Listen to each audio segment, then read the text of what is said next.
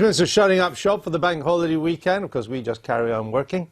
For those campaigning ahead of the referendum on Britain's membership of the EU, they're also carrying on working. They're not taking any time off to catch up on the DIY. This morning, former Prime Minister John Major took aim at those arguing to leave, saying the only place they would find, quote, undiluted sovereignty in the modern world was in North Korea.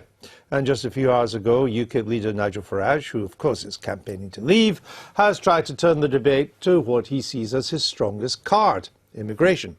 Here he is, speaking in central London, where he discussed immigration and the sexual attacks in Cologne on New Year's Eve.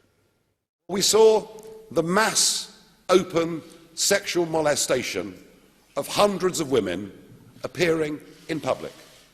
And frankly, if we're prepared to accept, or if Germany and Sweden are prepared to accept, unlimited numbers of young males from countries and cultures where women are at best second-class citizens, then frankly, what do you expect? And I do not want those young men who were outside Cologne train station to have one of these in a few short years and to be able to come to our country. And Nigel Farage is here in the studio. Let's look at this issue of border controls. Not the right to come and work here, which I understand would change if we were to leave the EU. I mean, anyone who comes into the UK, even from the EU, I mean, they're checked. We stop criminals, we stop terrorists at the border. No, we don't. That won't change. No, we don't. The only people we can stop who've got EU passports are people who pose a direct threat to national security, namely terrorists. People with criminal records, even serious criminal records, we have no right to stop under EU membership But we have rules. stopped thousands coming in.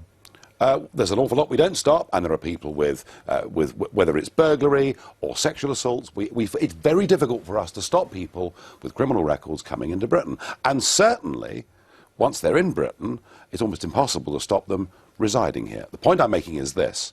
We cannot completely insulate ourselves from the modern world, from the risks of terrorism and all of these things. But what we can do is make ourselves a little bit safer by getting back control of our borders. But you won't be able to stop people coming in even if we're outside the EU, if they've got EU passports, unless, are you going to go for a visa system? Well, what I'm saying is that let's say for argument's sake, the people who were outside Cologne's train station on New Year's Eve get convictions in Germany, all right? They then, in 5 years, 6 years, have a German passport, which is the same as a British passport. They can come to Britain, they can settle here. We could, at that moment in time, as a free country, stop them from entering the workplace and settling here. But there's a problem with that, because anybody convicted under German law will not get a German passport. Under German law, you need to have a crime-free record for up to 8 years before you can get a German passport. So if they're convicted, they will be ineligible for a German passport. In theory, German citizenship is 8 years. In Hungary, it's about 3 years. But you don't get it at all if you get a criminal record. I think there is a feeling that all of that will be ignored given the scale of the problem that Merkel faces. I mean, we're only 1 year in. We're 1 year in to Merkel's open door. The evidence thus far this year is that the numbers coming into Europe are many, many times bigger than they were last year. Right, but it's 8 years before you can get a German passport. That's what citizenship is. Well, I see no politician in Germany recommending it's going to change. You've got to speak the language. You've got to have a clean criminal record. So none of the Cologne attackers who've been convicted would be accepted under German law, and therefore they couldn't come here. I mean, it's an Aunt Sally. Very few of them are going to be convicted. Do we want to protect them? No, but you said the ones predicted could still come here. Or don't we want to protect ourselves? That's the question. Are we a safer nation with border controls or without them? But my point is that we still have that ability to control the border for the kind of people you're talking about, and that doesn't change whether we're in or out of the EU. We cannot stop criminals coming into this country if they've got an EU passport. Simple as. The biggest threat to this country, I would suggest, given the recent record, is not from people coming from the outside to do us harm. It's homegrown terrorism. It's people with British passports. That was 7/7. That was the attack on Lee Rigby. That's most of the attacks at the moment. This leaving the EU would make no difference to that. Well, given that we have a huge homegrown problem already, which is our own fault, why on earth would you wish to compound that? And given that 2 of the 8 attackers in Paris had come back into France through the Greek islands, posing as migrants, given that the head of Europol says that up to 5,000 jihadis have come into Europe in the last 18 months posing as migrants, you can see the scale of the problem. Well, yes, I agree. We have a problem. We cannot insulate ourselves completely from global problems, but goodness me, we can relieve the pressure.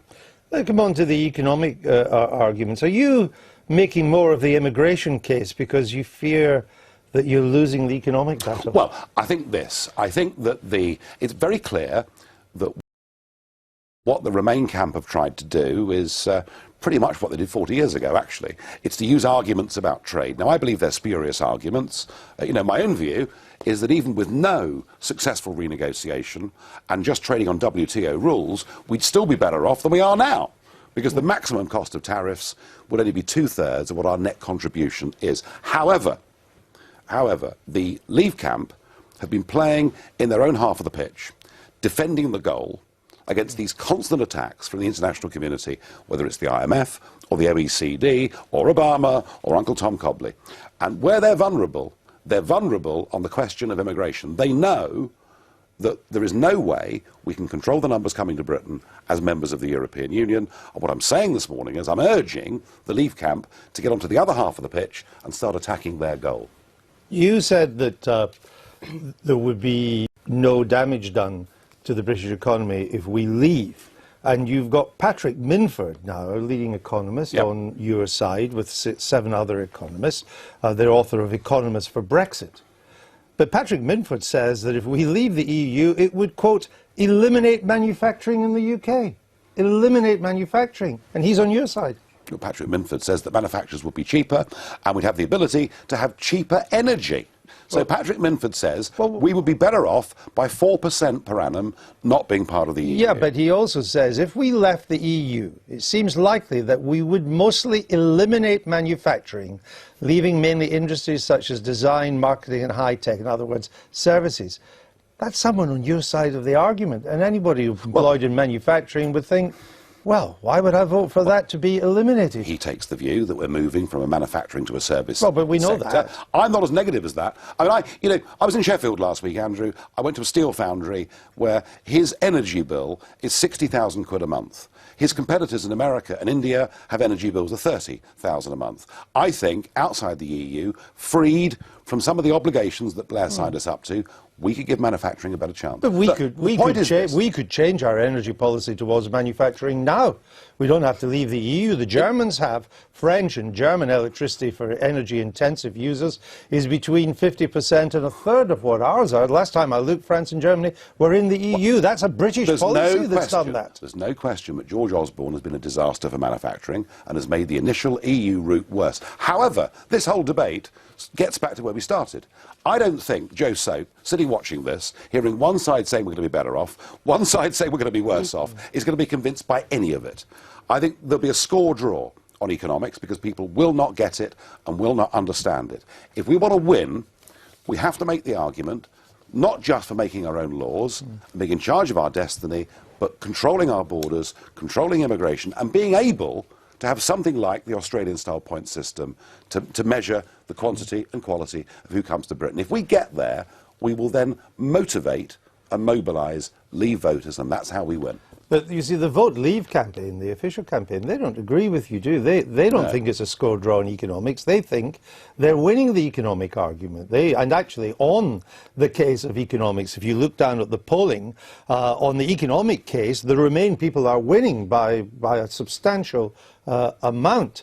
And they think that you and others banging on about immigration, it consolidates your core, but it doesn't reach out to the wider British public who, by and large, have come to terms with immigration. And they are wrong. They're wrong. All the polling of the undecided shows that by a massive factor, immigration, controlling our borders, is the factor that would swing undecided voters one way or the other. However, we've moved on. We've moved on. The number of genuinely undecided voters now is quite small. It's changed a lot over the course of the last month. How do we know that? Consistent polling. Some polls show it at 5%, some polls show it at 18%. But whatever, the number of Many undecideds won't vote. Of those who are undecided but say they will vote, maybe it is 12, 13%, something like that. It's not a massive number. This referendum now gets one on turnout, gets one on passion. And I think the advantage that Leave has over Remain is that people who've made their minds up to leave generally feel it quite strongly and quite passionately. And we have to mobilise. If we get every person in this country who says they want to leave, and the big hook for nearly all of them, or the majority of them, is the immigration argument, we make that point, we mobilise them to vote, we will win this referendum.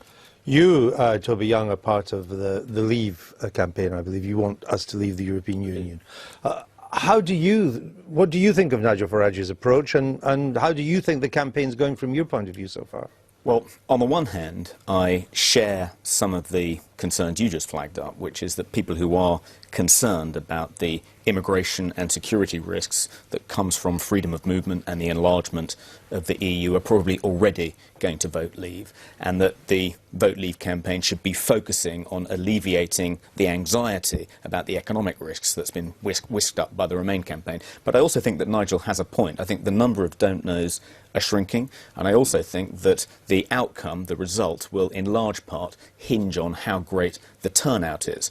And if you can mobilise the Leavers, and I think the Leavers generally are more passionate, they care more about this issue than the Remainers, then that is one way to win, and this is an issue that they do care deeply about. Are you Leave or Remain? I mean, I think the idea of the right wing debating how, leaving Europe could solve problems created by the right wing is frankly laughable. But before you get into that, just are you Leave or Remain? On that basis, I am Remain, because Remain. the problems that you want to fix are caused by right-wing policies. It's not migration that has caused a drain on access to resources and jobs. It's austerity, and it's the Conservative policies that have diminished trade and growth and production and the British economy, not migration and not the EU. So the problems that you're seeking to fix are not, they're not EU problems, they're right-wing austerity problems. Just to come back on the austerity point, Rachel, the IFS calculated that over the 5-year term of the coalition, they saved 36 billion in total from austerity measures. That is less than even our net contribution to the EU in the same period. So to blame our problems on austerity rather than the EU is nonsensical. The fact that people are worried about jobs, stagnating wages and access to resources is nothing to do with migration. Statistic after statistic has shown that migrants are not a drain on any of those things. I tell you what statistics do say. They say that for the average worker, their real income has declined by 10% since 2008, and that is because we have oversupply in the labour market in this country. And I take issue with you on one thing. I don't think the case for Brexit or against Brexit has anything to do with left or right-wing politics. It's a basic question of democracy, of sovereignty, of controlling our borders and putting our own people first. And there are many millions of Labour voters who are attracted to that message. All right, we need to move on. Big Man Tyrone here. Make sure to subscribe to the Wicked Awesome Robin Hood UKIP YouTube website. He exposes the leftist crops on the British Brainwashing Corporation. Nice.